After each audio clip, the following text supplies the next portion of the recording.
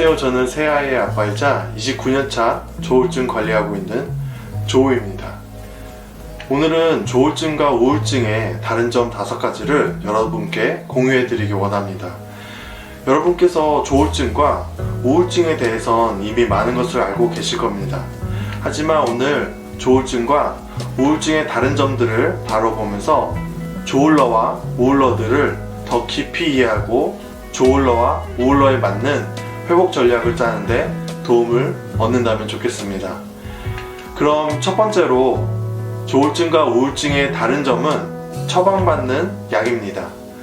저희에게 문의하시는 분들 중에 처음에는 우울증이라 진단받고 나중에 조울증으로 진단받는 케이스가 아주 많습니다. 우울증인 줄 알고 정신과를 찾았는데 의사 선생님께서 당사자가 경조증을 경험했는지 안 했는지 세밀하게 체크하는 경우도 있는데 이것은 우울증이냐 조울증이냐에 따라 처방하는 약이 다르기 때문입니다.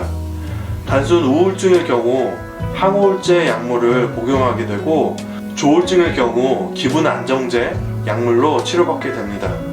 조울증엔 제1형과 2형이 있는데 제2형의 경우 우울증이 길고 조증보다는 가벼운 경조증을 짧게 경험합니다. 그래서 간혹 제2형 조울증인데 우울증으로 진단받고 항우울제 약물로 치료받다가 기분이 확 떠서 뒤늦게 조울증으로 진단받는 경우도 있습니다. 그래서 본인이 우울증을 앓고 있어도 기분이 살짝 좋고 에너지가 넘치는 것을 경험해 보았다면 제2형 조울증을 체크해 봐야 할 것입니다. 두 번째로 다른 점은 감정 기복입니다. 우울증의 경우 지속적인 슬픔, 절망 또는 공허함을 경험합니다. 하지만 조울러들은 자신만만하고 활력이 넘치고 예민한 기분을 특징으로 하는 조증 사파를 경험합니다.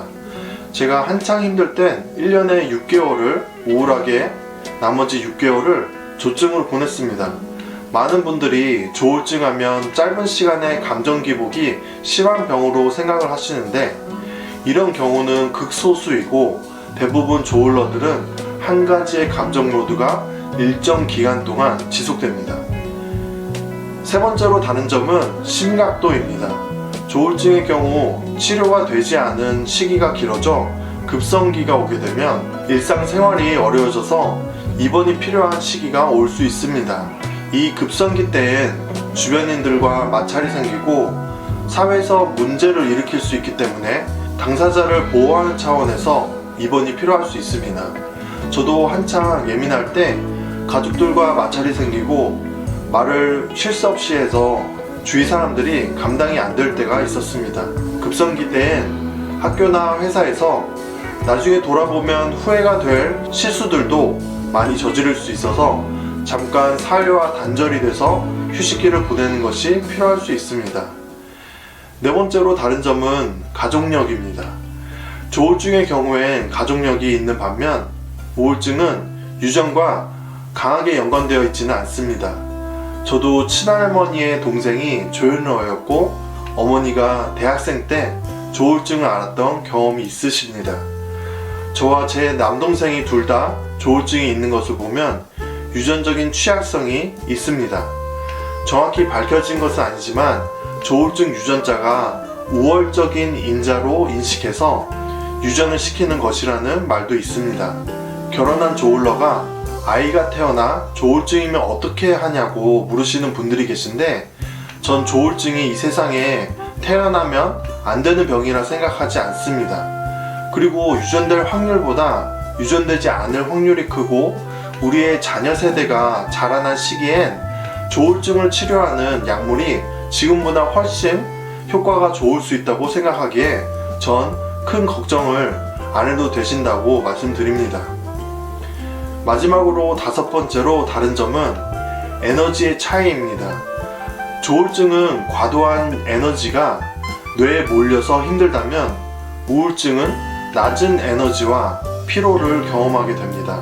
우울증 때엔 식욕이 줄거나 과도하게 늘 수 있고 수면 패턴이 무너지고 무기력해져 쉽게 동기부여되지 않는 모습을 보일 수 있습니다. 오늘은 조울증과 우울증의 다른 점 5가지를 말씀드렸습니다. 이 5가지 다른 점 외에도 위험을 감수하는 행동이 있다던가 발병 연령대의 차이, 진단 기준들이 다를 수 있습니다. 그리고 우울증이 조울증보다 어렵다거나 조울증이 우울증보다 어렵다거나 하지 않고 당사자가 경험하는 정신질환이 각자에게 제일 힘든 것이라 생각하셨으면 좋겠습니다. 옆에서 쉽게 털어내고 일어나라 생각하지 않으셨으면 좋겠고, 정신건강에 대한 공부를 통해 당사자를 이해하는 깊이가 깊어졌으면 하고 더 친밀한 관계가 되어졌으면 합니다.